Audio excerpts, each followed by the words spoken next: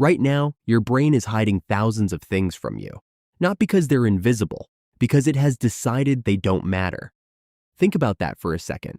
As you watch this video, your brain is ignoring the feeling of your clothes against your skin, the pressure of your feet on the floor, countless sounds around you, and millions of pieces of visual information.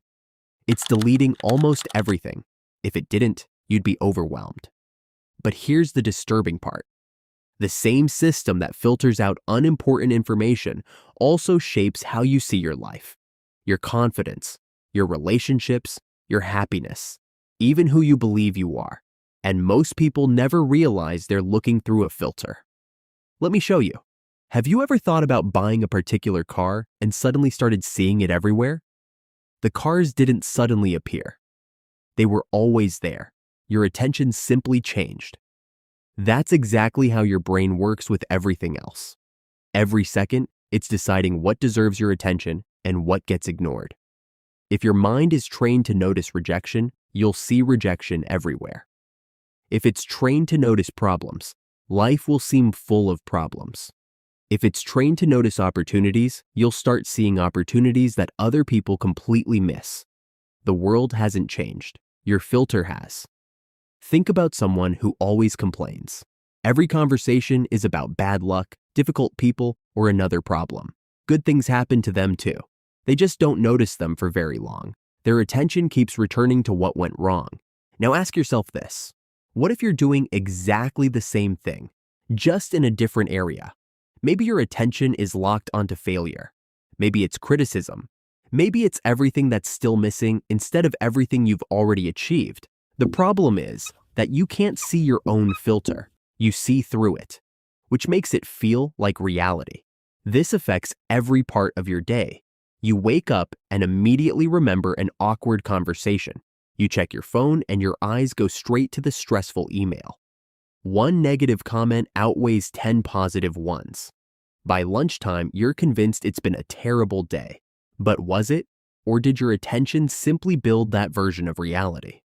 Here's something interesting. Try remembering 3 good things that happened last week. It's harder than you think. Now remember something that annoyed you. That probably came instantly. That's because your brain naturally gives more attention to potential threats than neutral experiences. Useful for survival, not always useful for happiness. The story you tell yourself about your life is built from whatever your attention keeps collecting. Replay enough failures and you'll believe you're a failure. Replay enough progress and you'll start seeing yourself as someone who grows. Your attention doesn't just shape your day, it shapes your identity. So what can you do? 1. Catch your filter.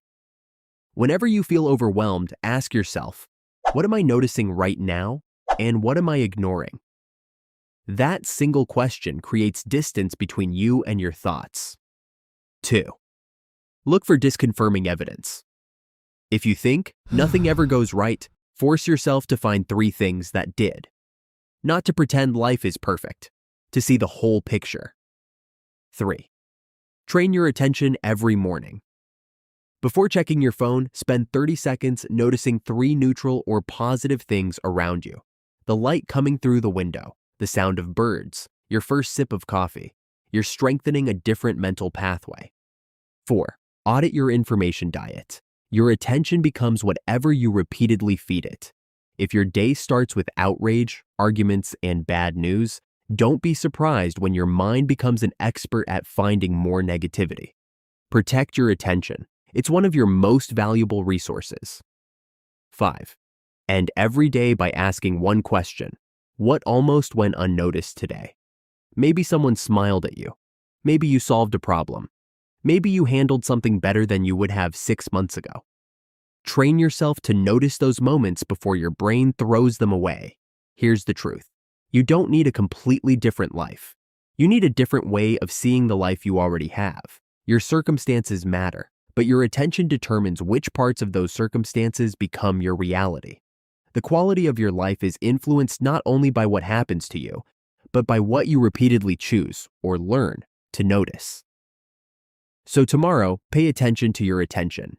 It may be the most important habit you ever build, because your future isn't created one decision at a time. It's created one noticed thing at a time.